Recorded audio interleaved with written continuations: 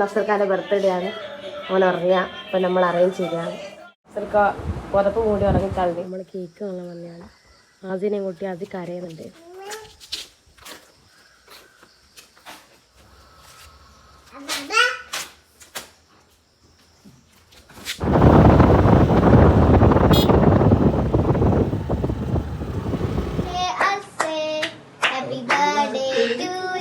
അങ്ങനെ നമ്മൾ കേക്കൊക്കെ മുറിച്ച് ഫുഡ് കഴിക്കുകയാണ്.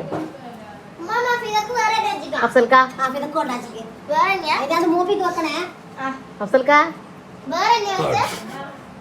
അതാണ് ഡാൻസർ.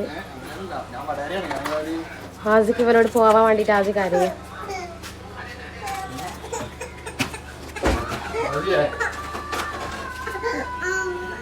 ഒമ്പതാണ് ഹൈലൈറ്റ്.